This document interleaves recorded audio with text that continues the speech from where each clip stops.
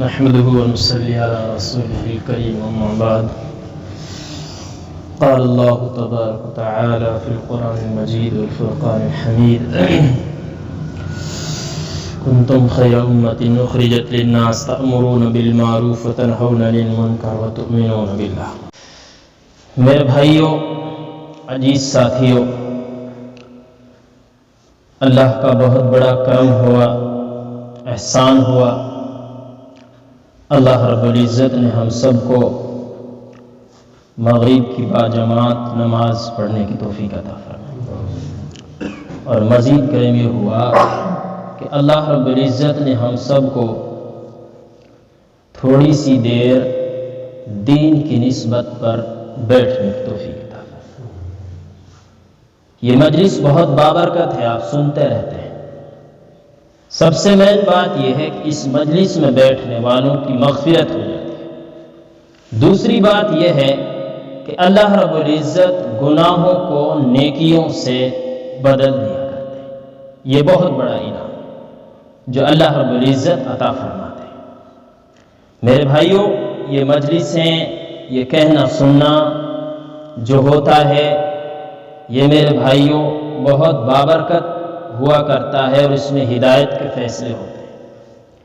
اور کیوں ہوتے ہیں یہ آپ جانتے ہیں کہ جتنا بھی کہنا سننا ہوتا ہے اور جتنا بھی بولا جاتا ہے، یہ چیز دل میں آتی ہے، اور اس کے اندر اس کی وجہ سے لوگوں کے قلوب نرم ہوتے ہیں اور دل دین کی طرف متوجہ ہو جاتا ہے۔ میرے بھائیوں، اس دنیا کے اندر بسنے والے جتنے بھی انسان ہیں، میرے بھائیوں، اگر ان کی زندگی کے اندر دین ہوتا ہے وہ کامیاب ہو جاتا ہے، اور اگر دین زندگی کے اندر نہیں ہے وہ ناکامیاب ہو جاتا ہے۔ کامیابی اور ناکامیابی دین کے اوپر ہے۔ اللہ نے قرآن میں فرمایا کہ تم بہترین امت ہو، بہترین، تمہیں جو بھیجا گیا ہے، جو دنیا میں جو تمہیں پیدا کیا گیا ہے، تمہارا جو اصلی مقصد ہے وہ صرف یہ ہے کہ تم بھلائی کا حکم کرو اور برائی سے۔ اور اگر تم نے یہ کام نہیں کیا تو اللہ کے نبی نے فرمایا کہ تمہارے اوپر ایک ذمہ داری ہے، وہ کیا ہے؟ الا کلکم رائن وکلکم مسئول عن رعیتہ، تم میں سے ہر ایک ذمہ دار ہے اور ہر ایک کی ذمہ داری کے بارے میں پوچھو گے۔ ہر ایک ذمہ دار ہے، کوئی گھر کا ذمہ دار ہے، کوئی بستی کا ذمہ دار ہے، کوئی علاقے کا ذمہ دار ہے، کوئی ملک کا ذمہ دار ہے۔ ہمارے اللہ کا شکر ہے، اللہ رب العزت نے ہمیں یہ کام دیا ہے، بہت بڑی دولت ہے، بہت بڑی دولت ہے۔ آپ جانتے ہیں، ہم سے زیادہ جانتے ہیں ہماری میوات کا کیا حال تھا، بہت برا حال تھا، لیکن اللہ نے ہمیں یہ نعمت دی ہے، بہت بڑی نعمت ہے، اور اتنی بڑی نعمت میوات والوں کے لیے نہیں ہو سکتی۔ آج کی حالات دیکھتے ہو آپ، کتنا برا حال ہے۔ میں اپنے کے درمیان اپنا غم سنانے جا رہا ہوں۔ ہمارے گشتوں کا حال اتنا کمزور ہو چکا ہے، اگر 3 بندے جا رہے ہیں، 3 بندے ہی واپس آ رہے ہیں، کوئی جڑنے والا نہیں۔ کیوں؟ کیا وجہ بھائی؟ ہمارے نوجوان ہمارے ساتھ نہیں دے رہے، کیا وجہ؟ نوجوانوں کا جوڑ ہے کہ ہر ایک ذمہ دار ہے۔ اللہ کے نبی نے فرمایا ہر ایک ذمہ داری کو نبھانا ہمارے اوپر واجب اور ضروری ہے، ہمارے اوپر ضروری ہے کہ ہم جو ہے اس ذمہ داری کو نبھائیں۔ ہمارے نوجوان چلے گئے، خدا کی قسم میں نوجوانوں سے خطاب ہو کر کہہ رہا ہوں، اگر ہم ایسے ہی رہے، میرے بھائیوں، کسی نے کیا خوب کہا ہے، کسی آدمی نے یوں کہا تھا کہ مولانا صاحب سب سے افضل دن کو اچھا دن کون سا ہے جس میں عبادت کی جائے؟ تو جواب دینے والے نے اچھا جواب دیا، یوں کہا کہ بھائی موت سے ایک دن پہلا، موت سے ایک دن پہلے کا دن عبادت کا سب سے اچھا ہے۔ تو پھر سائل نے پوچھا کہ جی ہمیں کیسے معلوم ہوگا کہ آج موت کا آخری دن ہے، کہ میں کل جاؤں گا، آج میرا آخری دن ہے؟ پھر فرمایا کہ بندوں کو موت کا تو بھروسہ ہی نہیں ہے، کب آ جائے گی، کس وقت آ جائے گی، کس حال میں آئے گی۔ لوگ پھر ہر ایک دن کو تم آخری دن سمجھ کر عبادت کرو کہ میرا آخری دن ہے۔ جو بندہ اس بات کو سوچے گا کہ یہ میرا آخری دن ہے، انشاءاللہ اس کی نمازیں، اس کے روزے، اس کے صدقے، اس کی نمازوں میں خشوع و خضوع، اس کو اللہ کے سامنے رونا، یہ ساری چیزیں موجود ہیں۔ جو بندہ دن میں 5 مرتبہ موت کو یاد کرتا ہے، اللہ رب العزت اس کو کلمے کی موت عطا فرما دیتا ہے۔ میرے بھائیو، ہم غافل ہو چکے ہیں، ہمارے دل پتھروں سے زیادہ سخت ہو چکے ہیں۔ ہم جنازوں کو دیکھتے ہیں، ہماری آنکھیں نم نہیں ہوتی، گشت سامنے سے نظر آ رہا لیکن ہمارے دلوں پر اثر نہیں ہوا۔ مسجدیں ویران ہیں، تعلیم ویران ہے، مشورے ویران ہیں، کوئی جڑنے والا نہیں ہے۔ جہاں بھی ناقدری ہوئی ہے، جہاں بھی ناقدری ہوئی ہے، اللہ رب العزت نے اس کام کو چھین لیا ہے۔ اللہ نے قرآن میں فرمایا لَإِن شَكَرْتُمْ لَأَزِيدَنَّكُمْ وَلَئِن كَفَرْتُمْ إِنَّ عَذَابِي لَشَدِيدٌ۔ اگر تم نعمتوں کی قدردانی کرو گے، شکر گزاری کرو گے تو اللہ ازیدنکم، اللہ بڑھا دے گا، اور اگر تم نے ناشکری کر دی، ناقدری کر دی، بے عزتی کر دی، بے حرمتی کر دی، اس کو ٹھکرا دیا، دل سے نکال دیا، تو اللہ 2 عذاب دے گا۔ کتنے عذاب دے گا؟ 2 عذاب دے گا۔ ایک نعمت چھین لے گا، اور ان عذابی لشدید، اللہ سخت عذاب دے گا۔ دنیا میں بھی بے عزتی اور آخرت کے اندر بھی بے عزتی۔ آپ نے دیکھا ہوگا باقاعدہ بغداد کے اندر، بخاری کے اندر بڑے بڑے امام، بڑے بڑے محدث، بڑے بڑے مدارس، بڑے بڑے مکاتب، بڑے بڑے دارالحدیث کھلے ہوئے تھے، جہاں کتابوں کے مرکز بنے ہوئے تھے۔ کیا وجہ بنی؟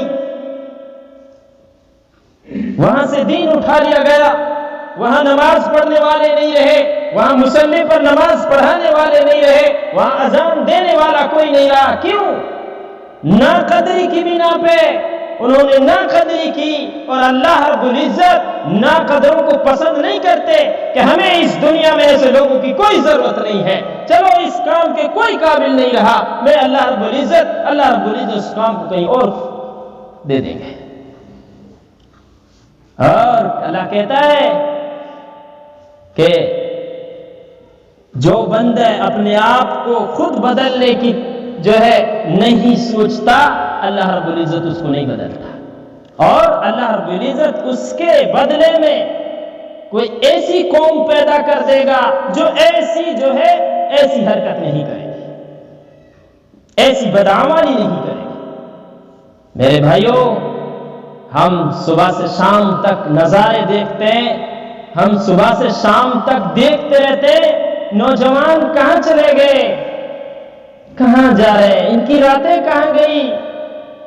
نوجوانوں سوچو، جو نوجوان 3 بجے سوتا ہو وہ فجر کی نماز میں نہیں کھڑا ہو سکتا، صبح سے شام تک جگائے نہیں جاگ سکتا، جس کی راتیں موبائلوں کے سامنے گزر رہی ہو، میرے بھائی وہ نہیں کھڑا ہو سکتا۔ اور جو بندہ عشاء کی نماز پڑھ کے سوتا ہے اور فجر کی نماز پڑھ لیتا ہے، اللہ رب العزت اس کو پوری رات نفل عبادت کا ثواب عطا فرماتا ہے۔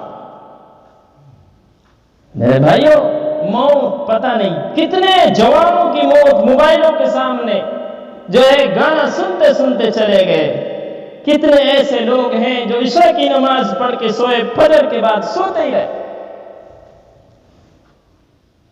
میرے بھائیوں، 1 منٹ کا بھی بھروسہ نہیں ہے، کب ملک الموت آ جائے اور کب ہمیں دنیا سے جانا پڑ جائے ایک منٹ کا بھی بھروسہ نہیں۔ اس لیے نوجوانوں اپنی جوانی اللہ کے راستے میں نکالو، اپنی نوجوانی اللہ کے فرمان کے مطابق گزارو۔ جو نوجوان ایک سجدہ کرتا ہے اور بوڑھا آدمی 70 سجدہ کرتا ہے، اللہ رب العزت 70 سجدے بوڑھے آدمی سے شرم آتا ہے اور نوجوان کو دیکھ کر خوش ہوتا ہے۔ میرے بھائیوں، نوجوان کا ایک سجدہ بوڑھے آدمی کا 70 سجدہ برابر نہیں ہو سکتا۔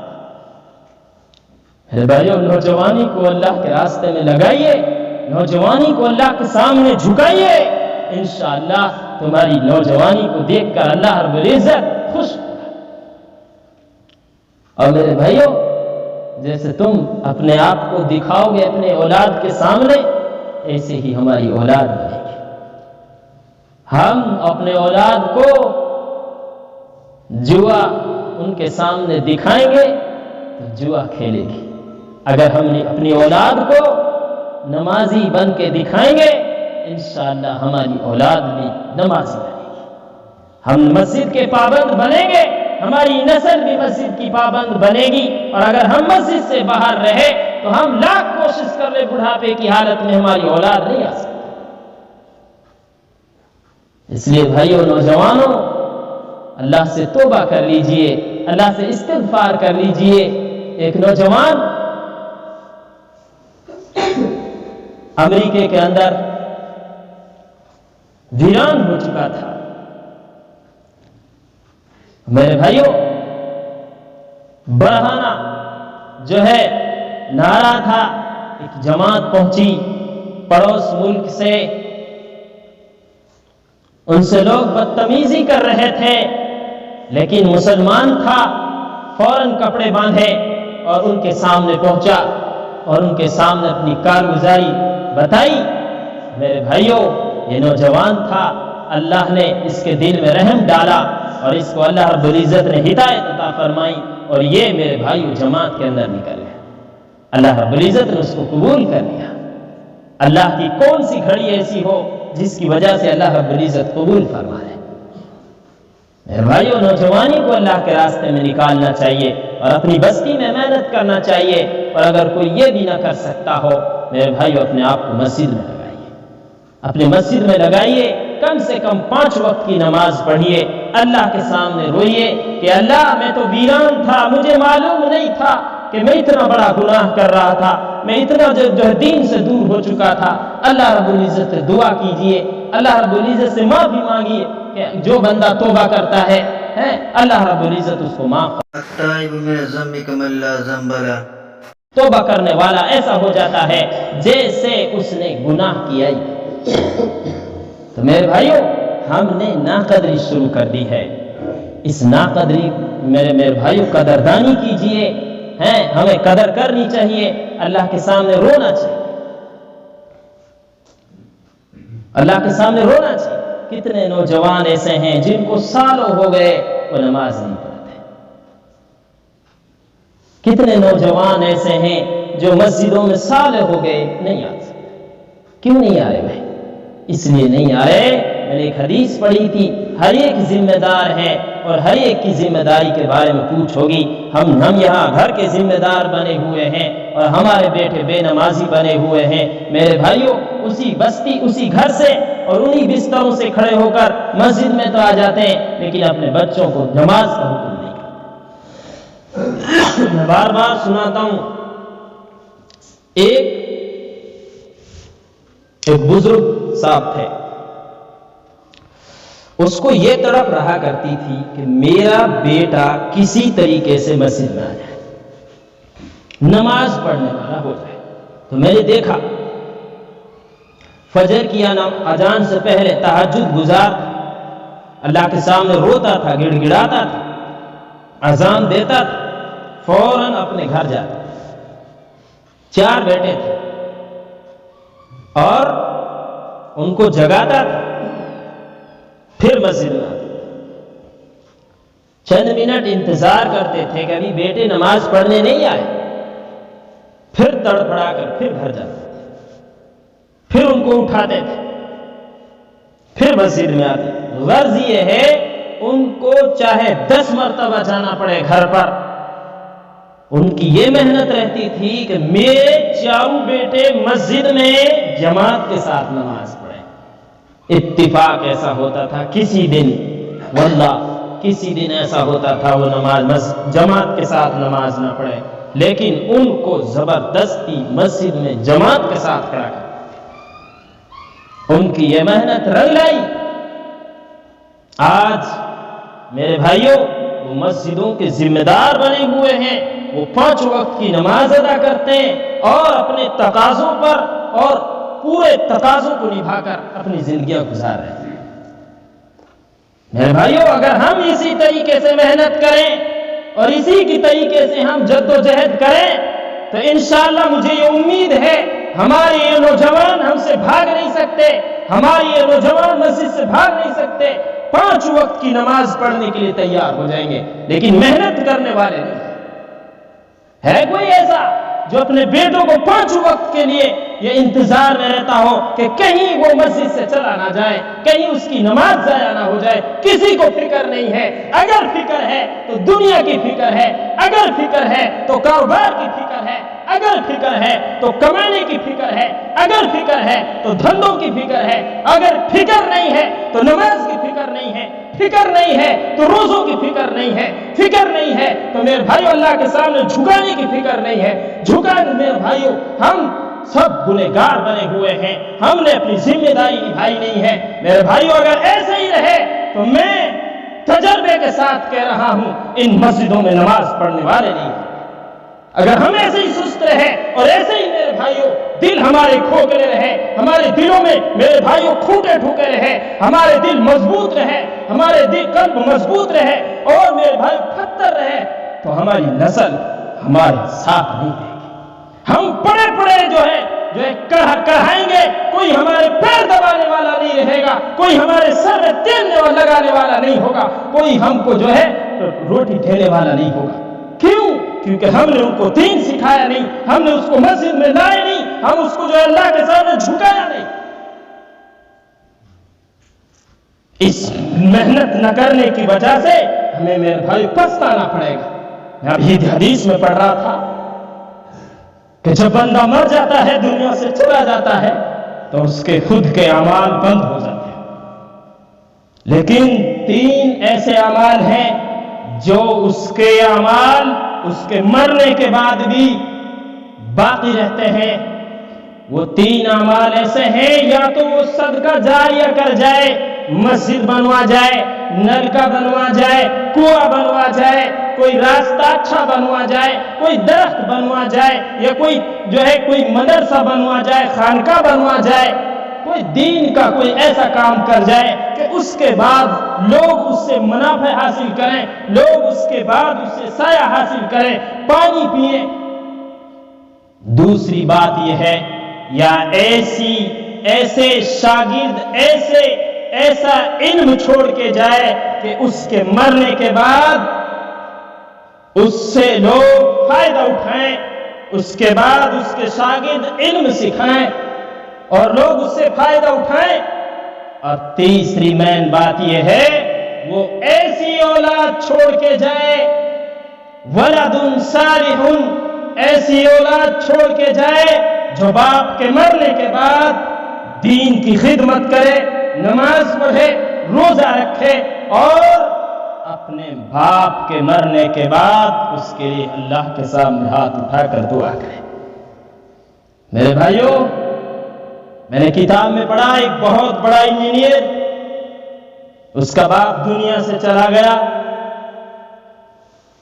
اور جب مٹی ڈالنے لگے تو کہتے نا کہ بھائی ڈاکٹر صاحب، انجینئر صاحب، بڑا بیٹا ہے، مٹی دیو۔ تو یوں کہنے لگا، جی کیا پڑھے؟ مٹی دینے کی دعا ہے۔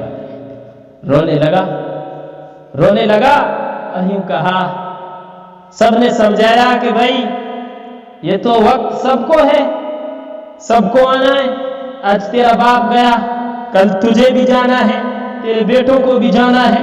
بڑے بڑے بادشاہ گئے، بڑے بڑے حکمراں گئے، بڑے بڑے عالم گئے، فاضل گئے، سب کو جانا ہے، کل نفس ذائقۃ الموت، سب کو جانا ہے۔ تو اس نے یوں کہا مجھے اس لیے رونا نہیں آ رہا کہ میرا باپ چلا گیا، میں اس لیے رو رہا ہوں کہ میرے باپ نے مجھے دنیا کا علم تو سکھایا لیکن آخرت کا علم، دین کا علم سے مجھے بہرا رکھا۔ میرے بھائیوں، ہم کم سے کم اپنی اولاد کو ایسا بنا کر جائیں، اپنی نوجوانوں پر ایسی محنت کریں کہ ہمارے جانے کے بعد ہمیں قبر میں افسوس نہ کرنا پڑے کہ ہائے اللہ، میں ایسی اولاد چھوڑ کر گیا جو میرے باپ ان کے گناہ مجھے یہاں بھی ستا رہے ہیں۔ والدین کے جب دنیا سے چلا جاتا ہے تو اس کے بچوں کے اچھے اعمال بھی وہاں پہنچتے ہیں اور ان کے برے اعمال بھی ان کو ستاتے ہیں۔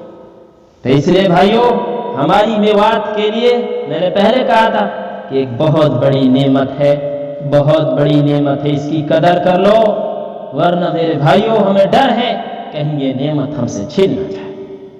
مولانا طارق جمیل فرماتے ہیں کہ پوری دنیا میں اس تبلیغ کا درخت کی جو جڑیں ہیں وہ میوات میں ہیں، اور پوری دنیا میں اس کی شاخیں، اس کی ٹہنیاں، اس کے ڈاڑے پہنچ چکے ہیں اور پھل پکنے کو ہے اور کہیں توڑنے کو انتظار میں ہے۔ اور میرے بھائیوں، افسوس کے ساتھ کہنا پڑ رہا ہے کہ میوات کے لوگ اس کے سائے سے بھی محروم ہو رہے ہیں۔ میں اپنے لوگوں سے اپنا غم سنا رہا ہوں۔ دوسری بات، میاں جی عظمت اللہ فرماتے ہیں کہ میرے بھائیوں، ابھی تو میوات کے لوگ علی باہ والی پہلی تختی میں پہنچے ہیں اور لوگ یا تک پڑھ چکے ہیں، اور میوات کے لوگ ابھی پہلی لائن میں پھنسے ہوئے ہیں۔ میرے بھائیوں، ذمہ داری سمجھو، اپنے گشتوں کو آباد کرو، اپنے تعلیم کو آباد کرو، اپنے مشوروں کو مضبوط کرو۔